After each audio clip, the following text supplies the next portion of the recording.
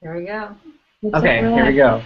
So thanks so much to everybody for joining. Okay, so yes, for October 7th, Google Hangout session on impact and effectiveness. Yes. Okay. So I guess we should just introduce ourselves. So this is Dawn. I'm Dawn. And I'm Tara. And or you want us to do it too? Yes. I'm Anne. I see you guys on here. And I am Shayla. Hi, Shayla. Hi, I'm Shayla. I'm Kim. Hi, I'm Jessie. Here, Candace is there. Yeah, and okay, so let's start. So the first one we're gonna do is the Niger et al. Article, the use of social media in health promotion purposes, key performance indicators, and evaluation metrics. Okay.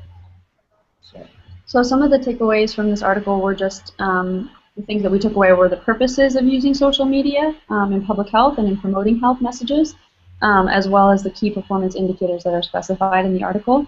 And so we'll just give a really brief outline of what was talked about, and then we can engage in a little bit more discussion as a group. So the first purpose that was outlined by the article was communicating with consumers for market insights. The idea was basically looking at activity online and learning about a population and maybe their misconceptions around a health issue, maybe even creating a group, like a Facebook group, eliciting input or feedback from consumers. The second one, Don, do you want to is to establish a brand with consumers, something that, some kind of distinguishing feature of a brand, something to engage consumers with. And then the third one is disseminating critical information. For example, like how the CDC will use Twitter to share information about any kind of pandemic or any kind of illnesses that are important for the masses to be aware of. I work for the City Health Department. I don't know if any of you get these blasts as well, but I get all sorts of emails about different outbreaks and warnings and sprayings for mosquitoes and all that stuff. So that's a familiar one for me. The fourth purpose here is expanding reach to include broader, more diverse audiences. And so this article just talks about how we can really reach a whole lot more people by using social media. In particular, if we use programs that can connect with mobile devices and so many people within so many different levels of socio economic status and demographics are now holding on in their own pockets to mobile devices. And the very last one is foster public engagement and partnership with consumers. So it's bringing together people as well as providers together for a common goal and common good. In this case, like better health. And then the next part that the article talks about are key performance indicators, and there are four that they mention. First being insights, looking at consumer attitudes and perspectives.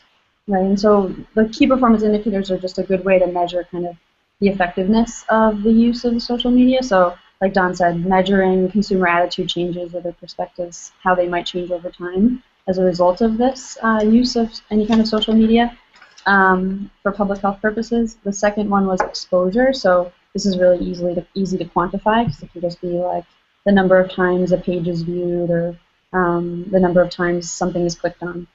Right. And the third one is reach, which looks at the number of people who have contact with social media apps. And then the last one is engagement, and this one was sort of expanded on a little bit further than the others because it talks about basically how social media is linked to action. And so it talked about different levels of engagement that consumers can take on, essentially. So the first is low level of engagement, and you might be familiar, as I'm sure all of you really are, given we're so active in social media these days. But just basically merely acknowledging that you like something, so clicking the thumbs up on a friend's, breast cancer survivorship Facebook group would be like a low level of engagement. Then maybe say taking that breast cancer survivorship group page and promoting it on your own page would be a medium level of engagement, actually sharing the content yourself and promoting it. And then a high level of engagement might be sort of taking it offline and going to volunteer at a breast cancer walk or be in support of it or get outside the breast cancer checked. Right, yeah. Or encouraging your or, friends to get breast cancer screening. Right. And so these are sort of just the ways that were outlined by the article to really measure the effectiveness of social media interventions. Right. Okay, so given what we've explained to you and what you've read, we want to put out like a couple of examples and we want you to look at how much this example applies to the 5 broad purposes of use of social media, as well as how effective it has been in use of the KPIs, the key performance indicators. So the first example that we want to discuss, as many of you know, if you're into social media, is like the ALS bucket challenge. Right, so the idea is just to sort of engage in discussion around sort of what do you think the purposes were of that challenge, what did it achieve, and how might we go about measuring its impact. Right. So can anybody like at least sort of explain what went on with the ALS bucket challenge? Like a brief explanation. Can you guys hear me or no? Sure, who's that? It's Candace. Can you hear me? Hi, Candace, we can hear you. Yeah. I can't get my camera to turn around, sorry. The ALS bucket challenge, pretty much the point of it was to raise awareness of ALS, the disease and who it affects, how it affects them, and to also raise money for research, I believe. So, I mean, I hear that they raised more, I don't really know the exact number, but they raised quite a bit of money, probably more than um, any other,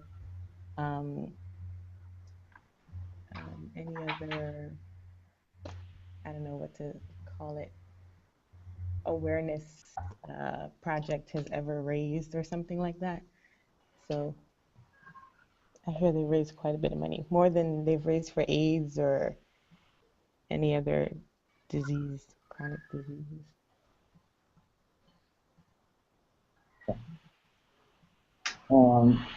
So where do you think, at least for the 5 broad purposes of social media, that that at least the ALS bucket challenge has done well or not as well?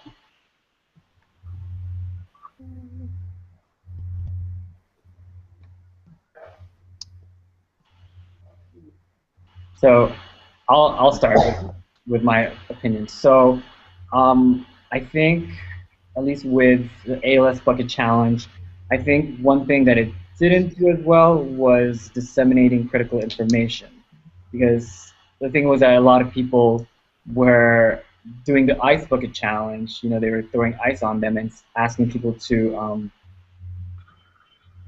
donate money to the cause, but people weren't often aware of why they were even doing the ice bucket challenge, other than the fact that they're raising money.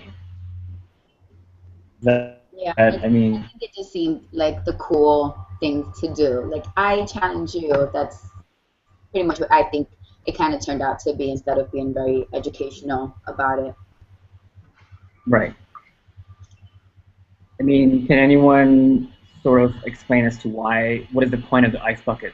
Like, why do you think that they chose to do that particular type of challenge?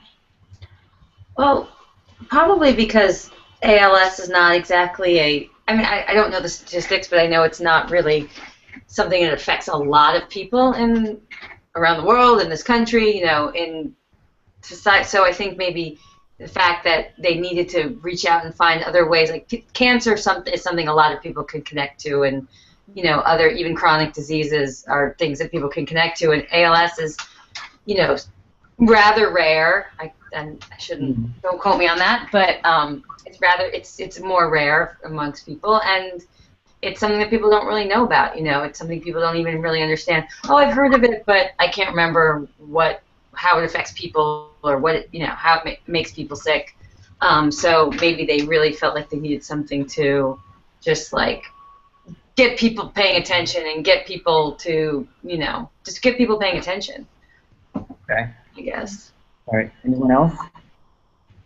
I'm just thinking about what you said. Maybe that would mean it would sort of connect with the expanding to reach and include a broader, more diverse audience. Because maybe Right. the audience that was paying attention to ALS before the Ice Bucket Challenge was a smaller one. Right. Definitely. I think someone else was going to say something, but I interrupted. Oh no, I think just along with everyone, I think it was a very effective approach and very innovative for the community to like start paying attention. And was saying to something that not a lot of people know about.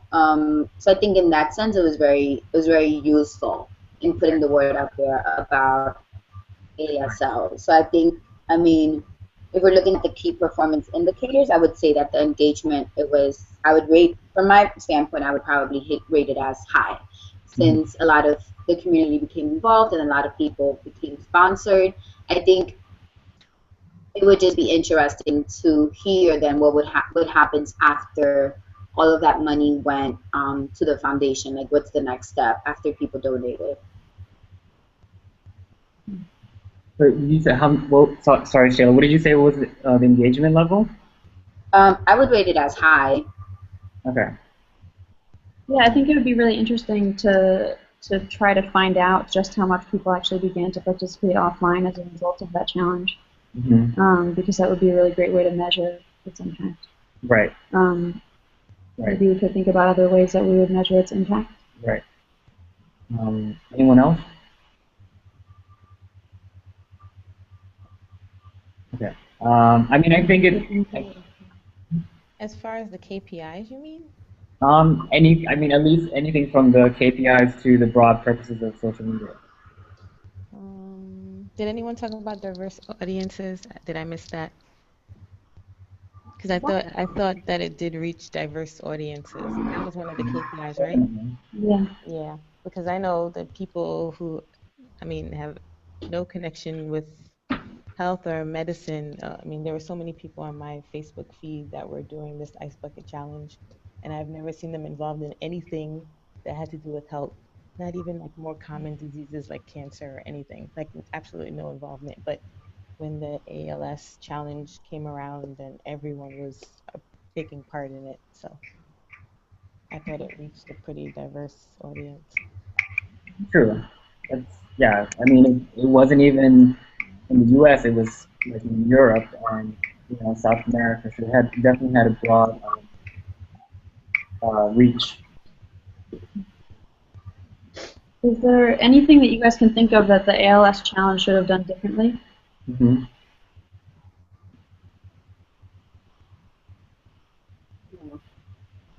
feel like there could have been more information about ALS. Right. As far as I know, like it reached a big audience, but we don't know, how effective it was in actually, disseminating that information.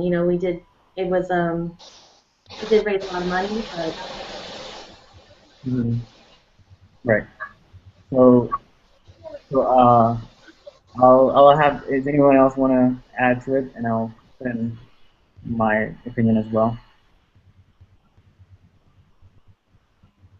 I think it could have done also a better job. I think the social media again aspect was great for them to advertise, but I think that there could have been more activism within the movement, like whether walks or actually people coming together like physically.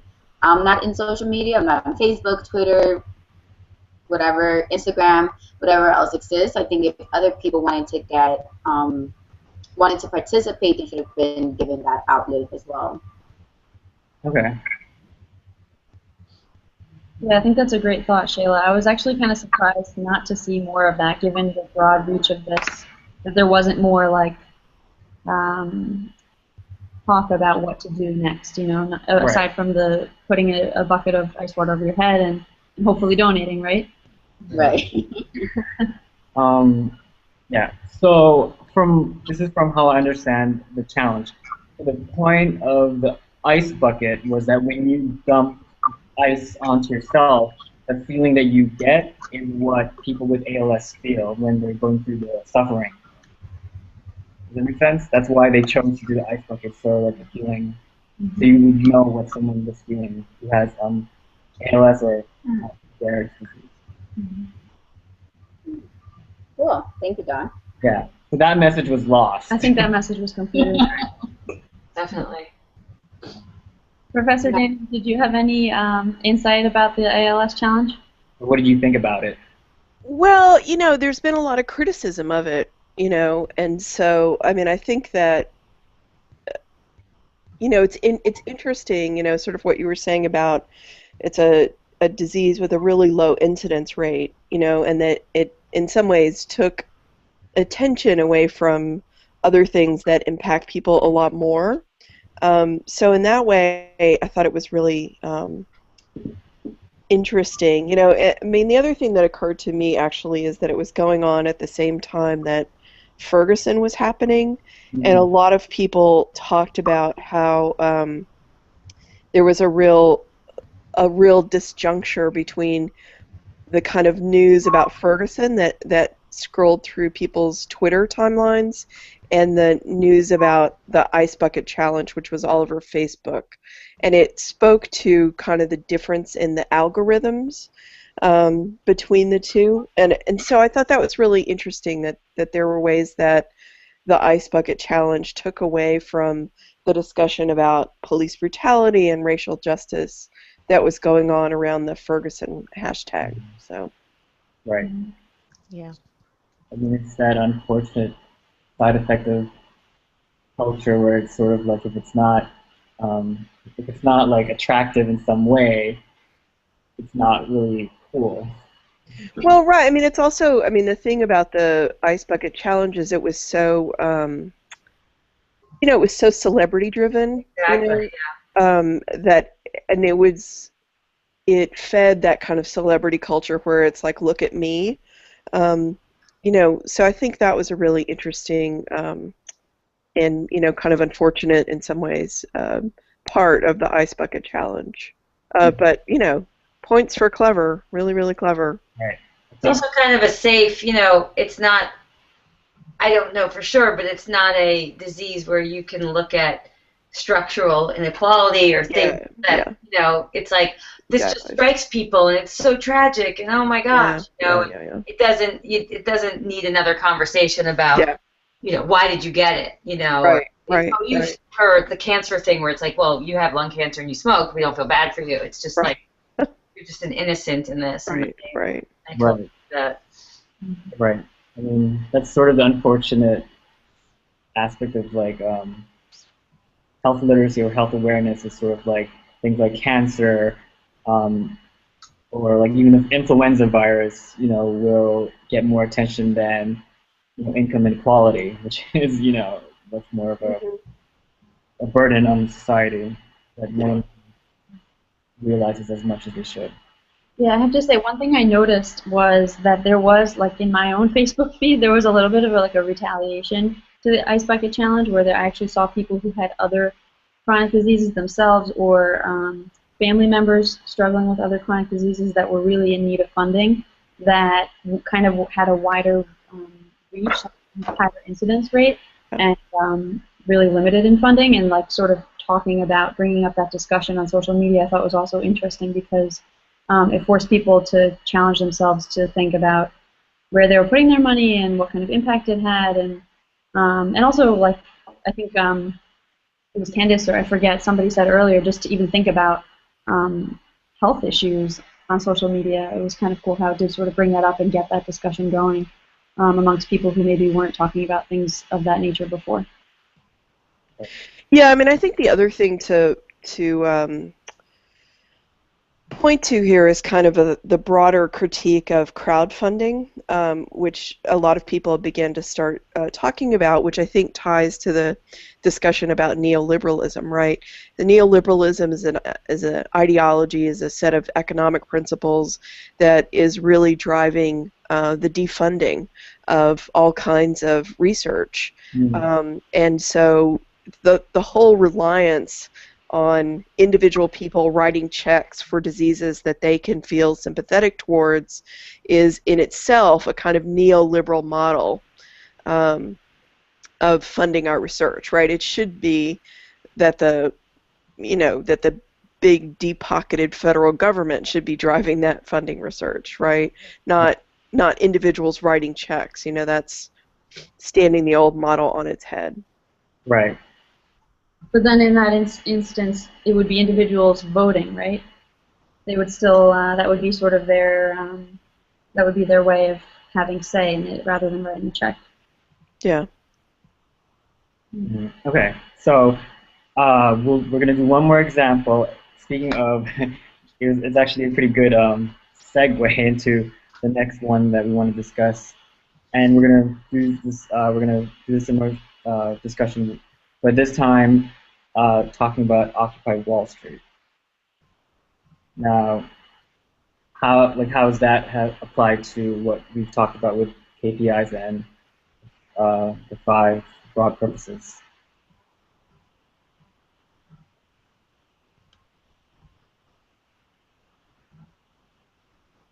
Oh, Shayla's trying to speak. I actually couldn't hear the last part. What the example was that you presented. Occupy Wall Street, or any Occupy for that matter, even in Hong Kong. Yeah. So again, the same kind of idea. What purposes do you think this movement had in social media with regards to like the purposes that we read about and that we reviewed in the beginning?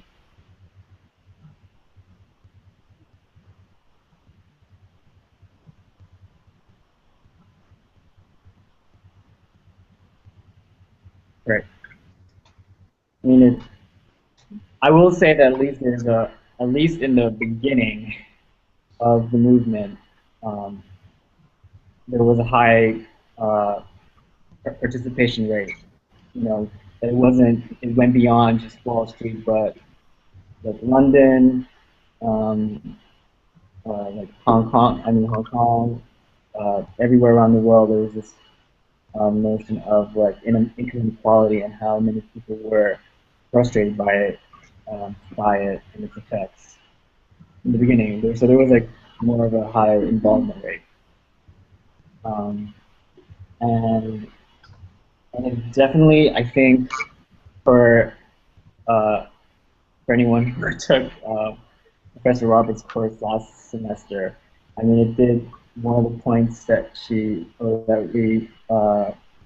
pointed out was that until Occupy Wall Street, there wasn't really like a broad range of discourse about income inequality and its effects in society. So there's definitely a good um, insights as well as exposure.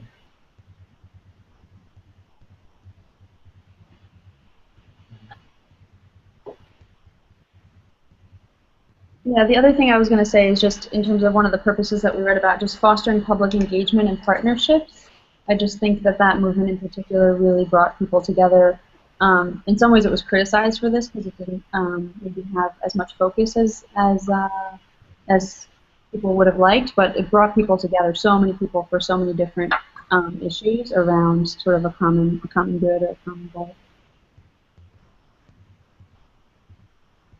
But one of the things I was thinking about just in talking about this one and talking about the ALS challenges, I know, Shayla, you rated the ALS challenges high on engagement, but I'm going to have to challenge you a little bit and just I just wanted to say one of the things that I'm noticing myself is that with social media, it's particularly easy to get a lot of people involved, to get a lot of people liking something, maybe even sharing it on their own page, right? But how is it that we can kick social media into kind of high gear, high engagement gear, right? And like get people to actually take it outside of the internet and do something about it. And what kinds of things do you think we could do in social media for health promotion to encourage that? And I think as I was reading the article, and I think as we discussed in previous classes, I think that's one of the difficult things about social media, right? Like, I mean, it's easy to just click like or or to post a high thumbs up on a picture or on a link or to support or to oppose um, however you feel about a certain subject. But I think that's one of the things that we need to start thinking about as public health professionals. Like, how can we bring that activism that's happening online, and how can we take that out onto the actual community where people can get together in a physical space and actually talk about the issues. So I don't really have a solution for that, but I think that's one of the things that we really need to start talking about. Like, I think in social media, there's high engagement, but there's not high engagement going on in the actual community. I think in order for engagement to be high, there have to be opportunities for people to actually get involved. If there's nothing in your local community for you to participate in, like a walk or a run, you're kind of limited to just social media. So I think it's also the responsibility of organizations to provide those opportunities for people to get more involved should they want to outside of the social media sphere.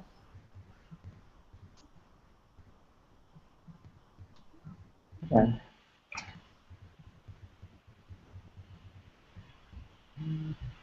Anyone else? Yeah, there's a term. Oh, go ahead. Go ahead.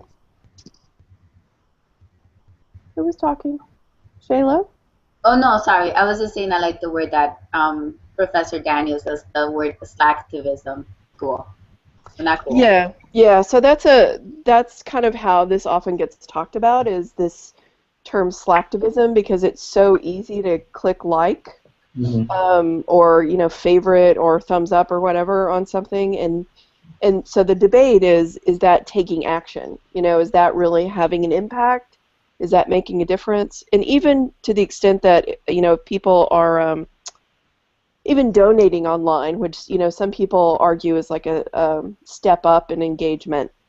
If somebody's actually donating money, they're doing more than just clicking like or something. But it's a constant sort of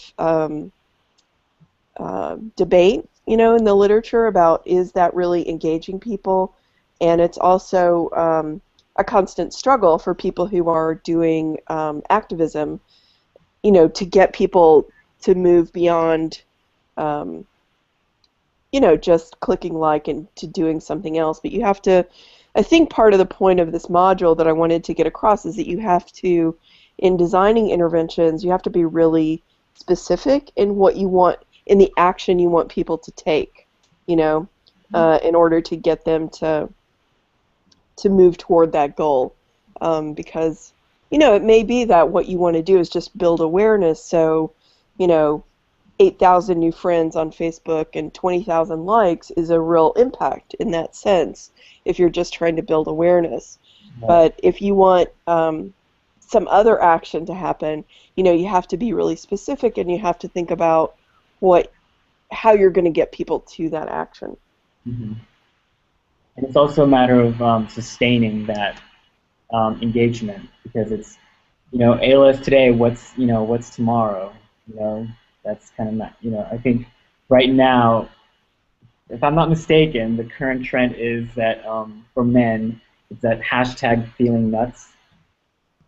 And it's encouraging men to do prostate exam or testicular cancer. What's the hashtag? I missed it. Hashtag feeling nuts. Oh. You have like men like Jackman who are like grabbing their crotch and encouraging men to get checked for testicular cancer. Oh my goodness. Anything for awareness. Sex sells, right? Yeah. Even in public health. In public health. Anyways. There it is. It really is a hashtag. I had to look it up, of course. Yep. Wow. Awesome. So any other thoughts on this topic?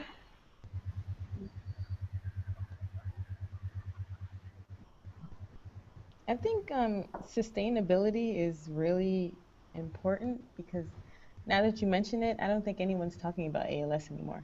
I haven't heard it in I don't know how long, so it's it's just like a trend. And it's a shame that a disease is a trend, but it just comes and it goes, and people just lose interest. They click like, a thumbs up, and then it's just, out of sight, out of mind. You don't see it on your trend. You don't think about it. You probably don't care about it anymore. So, kind of unfortunate. Right. It's a really good point about the whole sort of downside of social media and getting something to go viral is that you get something to go viral and then it disappears as quickly and and almost as permanently as it appeared. So it really is something to consider how you're going to sustain interest in your cause over the long term. And it also, points back to the broader question about economic policies and what's funding research. Is it people with checkbooks? Because that's really hard to sustain over the long term and on a really big scale. Yeah, and I was thinking about that when we were talking about, people, the next step up from slacktivism is giving money, but you can still give money and not know anything about the cause, not know anything about the disease, anything, about how it's caused or anything. And so I think there's that knowledge aspect that once you actually have some knowledge and, kind of deep understanding of an issue, that's probably when you're more engaged and when you're going to sustain it for the long haul. Like, speaking personally, things that have happened to me in my life have made me read more and made me, and the deeper I got into that, either maternal mortality or infant mortality, the deeper I got into that, the more I, actually actively contributed to, an issue. Right. Whereas, just giving a check, you're probably not going to. Yeah, absolutely. No, it's a really good point, and I guess my encouragement would be to think about this, really concretely as you're developing. This would be my little dog. As you're developing your interventions, think about, precisely what it is you want to have happen. And of course, given all the reading so far in the course, I want you to think about it in terms of changing structure. So it could be, getting people to write letters to politicians or policymakers to change a policy about something. So anyway, that's all right. I need to log off, but this has been great. Thanks for having me, and I'll let you guys continue without me. All right, bye. Bye. Okay. I think, sorry, can I make one comment? Go for it, please. I think based on like what Anne was saying and what Candace was saying in diseases becoming trends, like it is really sad, right? And we notice that all the time when a celebrity passes away from a certain disease, like Robin Williams, and we started talking about depression, and then we started talking about drug addiction, and it's these things that they become popular, right? Like the ASL challenge, and everyone has opinions out of nowhere, and then it's like, oh, mental illness is increasing, but it's been increasing in the last couple of years. It's like one person can make it known, which is really sad. But then we never really talk about the next steps of changing structure, of actually taking into account what it is that people want there to do, and they think again that social media is going to have all the answers for everything. Right. Yeah. Okay. Thanks, guys. So maybe we'll talk about the next reading, which was the health empowerment intervention with the homebound older adults. So this intervention essentially the objective was to facilitate the engagement of these older adults in recognizing their personal resources, in recognizing how their social contextual resources are available to them and how to utilize them, identifying sort of desired health goals, and then also how to reach those goals, and how sort of basically empowered these older individuals were as a result of the intervention. And so the intervention was done with older adults that were receiving these home-delivered meals I know at one point in the study it did say something about how these were kind of like more well individuals, so it was like a specific population that they were targeting. And Right. I guess I kind of hit on this already. Oh, so this was a randomized control trial, so half of them were randomly assigned to just like a newsletter, whereas the other half actually had these interventions with these. I think there were nurses that were trained, some kind of clinical people that came into their homes and basically did these empowerment sessions with them. And so, like I said already, like some of the ways that they were measuring the success of the intervention was like were the older people able to recognize what their resources were, who they could turn to for support when they're in need. Attainment was also assessed. Yeah, and then well-being scale. And then, as Don knows, because Don works in case management, access to social services was a big piece as well. So maybe we could just open the floor up and see if anybody had any like immediate reactions to it, and if not, that's fine too. But just to sort of see what people have to say.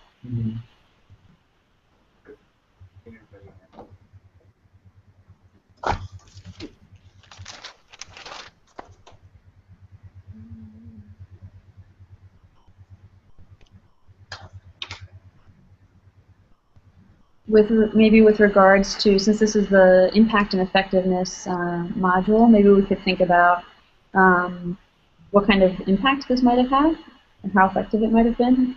Talk about that a little bit. Right. Think about the effectiveness or lack of effectiveness in the sense of how applicable this intervention is in different populations. Do you think this is good if it was? Do you think this is a replicable intervention in different demographics and communities? Sorry to leave. Are we talking about the second article? Yes. Sorry, Anne. Go ahead, Shayla. You go first. Oh, I think my first critique about it was actually that I don't think it would be so generalizable in the community. I think, if I remember correctly, everyone was white. And mostly female. And mostly female. Everyone was actually able to get out of the house. I don't think they measured if anyone used wheelchairs or canes, or I think everyone was able to actually, they didn't have those what's the word I'm looking for?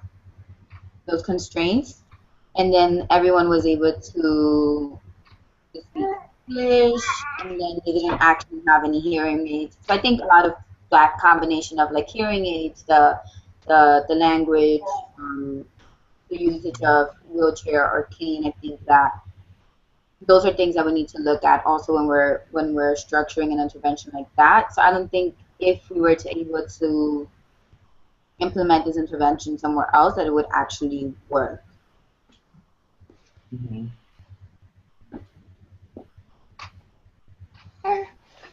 What do you think about the idea behind the intervention, though? Sort of this idea that, you know, people can. Sorry, this is my baby.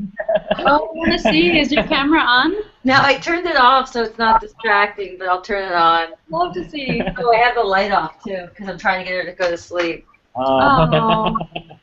So, but I guess I like the idea behind it. This idea that, you know, people can, you know, not focus so much on their chronic disease, but like look at how they can help themselves, what tools they already have, which I thought was like a very positive thing, you know, and not just focus on like seeing well-being and emotional health as being part of the puzzle, was something that I came away with in the article.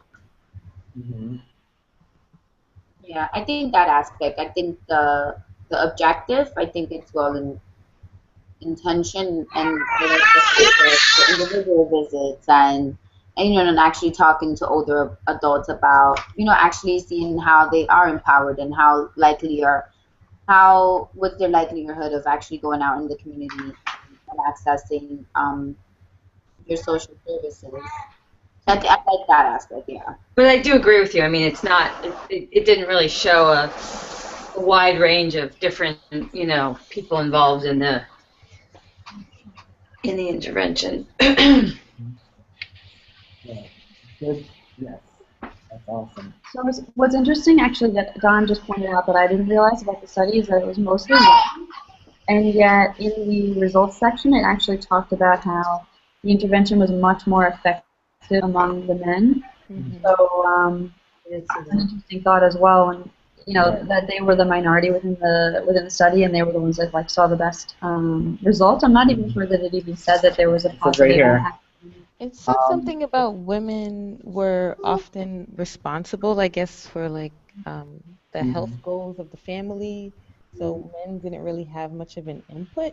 So I guess this was their, I guess, outlet kind of to make their own health goals or something like that it mentioned. Mhm. Well, Right.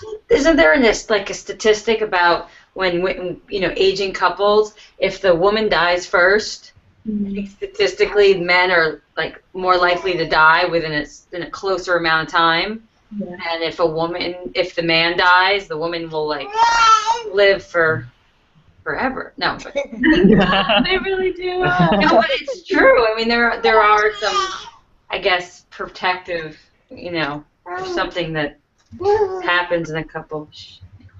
Right. I used to be a research assistant for a cohort study that looked at prostate cancer survivors and like assessed their lifestyles and their nutrition and all that. And I actually had to call these prostate cancer survivors over the phone to administer these surveys to them. And so all men, right, prostate Mhm. cancer. They're all probably like between the ages of like high 50s and high 70s. And I have to tell you, so many of them during the phone when I would ask them like health-related questions, would put the phone down, say, "Hold on, let me ask my wife." And sometimes the wife would actually get on the phone and answer for him. And I'm like, "No, no, no, the husband's supposed to answer," like trying to be respectful. Oh, Like, wow. the whole thing. It was hilarious. It was so funny. Did you? That should have been something you should have noted. I know it was a quantitative study, so there was no room for, there was only Right. like check these options. Right. But if it were a qualitative study, it probably would be. Right. So here's a quote from the reading that talking about the men. It says, this is on page 9, the third paragraph at the bottom. It says, um, that is, the older, frailer male participants with more chronic conditions and less money seem to benefit the most from the intervention. So He throws his article. I don't know if you guys saw that. He like, all right, made that let's point. talk about it. Oh my goodness. Why do you guys think that is? Which particular part? The fact that men. Why is it? What do you think is the difference between frail male participants that have no money and those that are not as frail? I think a lot of it is also, well, I'll withhold my opinion until everyone else has a say. Um, okay, so I think from what from my opinion, I feel like if you were someone who, I think that if you're more well off, and if you're a much more well off person, then in general you have a lot more resources to begin with. You're able to identify um, who will be your social support, versus if you're someone who with less money, um, and if you're also someone with more chronic condition, it's probably you're someone who really didn't have as much support or empowerment to begin with. So for a person to be part of this intervention, I think it's beneficial for them because they're sort of like eye-opening. They're like, oh, thank you for letting me know that I could actually use this to help me or that. I never knew that. Versus someone who already knows, like, oh, I know. Like, I mean, for someone like myself, like, I'm able to identify, where to go if I'm, need to go to the emergency room, for example. versus someone, like like my grandmother who's, immigrated to this country. She wouldn't know as many of the resources as possible. Um, that and yeah. I agree. Um,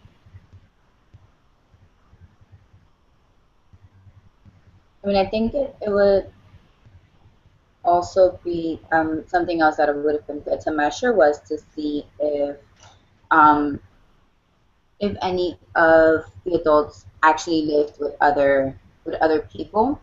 Because I think that makes a very big difference on how easier it is to access, social services in your neighborhood. I feel like if my experience and thoughts is that if you live with family members who are going to support you, the more likelihood is that you're going to access these social services because you have that support from other people. So I think that would have, I wonder if that would have confounded like any of the results that they found.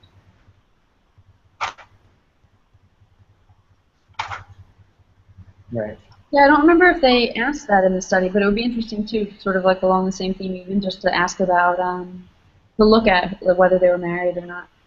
Right, that's true. The people who weren't married had like a greater benefit as a result of this model, of this intervention. I mean, it seems like the people who are less empowered, right, are going to be the ones who are going to benefit the most from a health empowerment intervention. So it actually sounds like that's what happened in this case. Like the men who, like we were saying, might be less empowered than women to take charge of their health, but also a little frailer, maybe didn't have as many economic resources. They might have been the least empowered in the group, and they were the ones that saw the best outcome. Yeah. Is it I guess like often common as I'm thinking about it right now, like for kind of these articles that are doing interventions such as this one to post or for them to reveal like how much the actual intervention costs?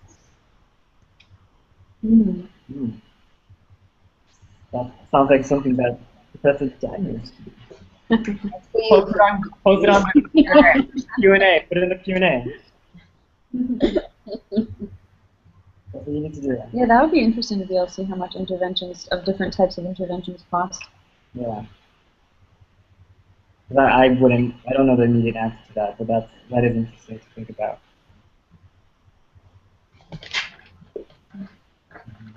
I think. Anyone else have an opinion? Well, I was just thinking that it kind of shows one of those problems with neoliberalism is, you try to put the responsibility on the individual, but again, it goes back to, what community are you in? Do you have those resources? It's easy to say, use these and you can benefit, but if they're not in their area or if they're not able to get out of their home, they can't find the information on the participants. But, it's kind of that problem. It's just, Hmm. Well, that's a really great point, Kim. Like, you empower people, but if they don't have the access to do something with that energy, then they're still at a disadvantage. right. Mhm. I mean, I think what also concerns me about interventions like these is sort of like, well, what happens after? Mm. To these people, like once they're out of your lives, it's sort of like, um, well, are they still going to have those resources? Are they still going to feel empowered? I think that's one of the issues with neoliberalism is sort of like this, sort of like you come into the picture, you do your job, you leave, and then what happens to those people? Like, now you're better and be free. Right. I mean, no one's going to be there to Take care of yourself. right. It's the expectation is that you're going to be able to maintain those what the intervention provides, but there's no guarantee. Very true. I wonder it would be funny if they were able to. I was just going to say, which would have been dumb, but I was going to say, what if they got all of these homebound adults together, empowered together? And I realized that they're homebound. But it would be interesting if they did like a Google Hangout with older adults. I was just just getting creative. Just because, like, it's still they're still so alone with this intervention. They are alone at home, and after the intervention's done, then what? They don't have any connection with the other participants, and so maybe it would be kind of something. Though challenging. Right.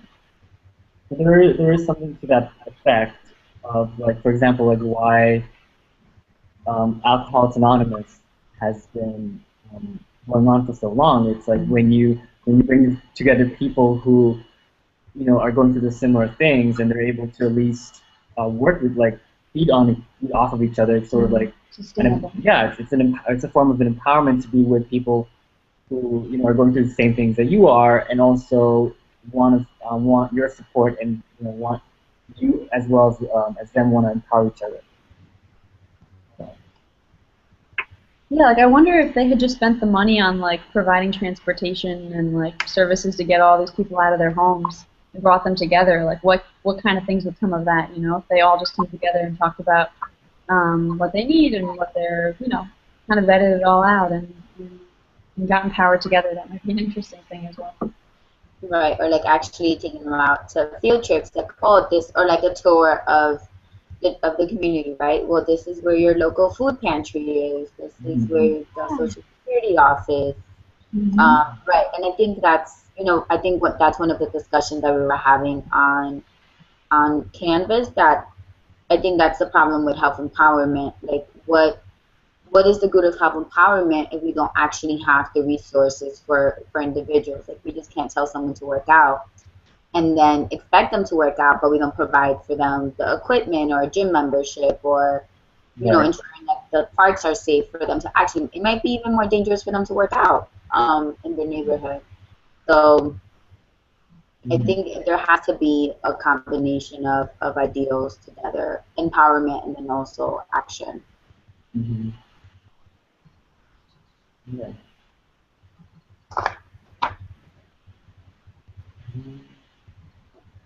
I think a lot of Yeah, I think we've hit a lot of things, unless there are some burning thoughts or questions that anybody's left with at this point. Burn them away. Yeah. Not at all. Wow. Good luck, everyone, on your second paper. What's that? I said good luck, everyone, on your second paper. Oh, yeah, thank you. Yes, Same to that's you. the reason why we posed that question. The whole point was to understand. Well, this reading was to sort of throw in the whole idea of flawed intervention or failed intervention in some way, or publication bias. Yes. What we were trying to pose. Sorry, there was a question that we were going to ask you guys that actually we didn't, but yeah, that Don's referring to. We did talk about that. About publication bias. And I don't know. That was part of the whole notion of, like, how applicable this actual thing is in different settings. The fact that you guys talked about the fact, like, for example, the fact that it's like white female, that kind of stuff, or say, like, are these people really empowered? So maybe my understanding was a little different. So I don't know if everybody got to watch the video with John Pell. I think he's actually sitting right outside this room right now. We could pull him in. But he and Professor Daniels actually had a really helpful discussion on Canvas about the assignment and kind of how to find failed interventions. And they did talk about publication bias, but Don, sorry, my understanding was different, which was that publication bias is about, like, when studies, whether they're successful or not, only publish their successes. And their failures aren't. Yeah, so I guess we are hitting into that in the sense that maybe the study didn't talk about any of its downfalls. It only talked about, right, like, the things that were successful. Yeah. So, like, what happened to the women? Did they succeed, or was it just, like, if it was just the men, then let's talk about what happened to the women, and sort of focus on, like, where there were some downfalls as well. So yeah, sorry, Don. You needed to come full circle to make the connection. but yeah, I don't know. Did anybody else benefit from that video as well? I'm sorry, if anyone what? The benefit from the video that Professor Daniels posted of her discussion with John Pell. Oh, I have not exactly watched it. Yeah, it actually clarified a lot of things about how to write this paper. Yeah, it's definitely definitely a worthwhile video that I would recommend for writing a paper. Thank you. I'll make sure to watch it tonight. Cool. Anyways, Cool. I have it. Mhm. So All right, guys. So thank you so thank you much. so much. You guys are awesome. Guys, great job. Okay, ciao.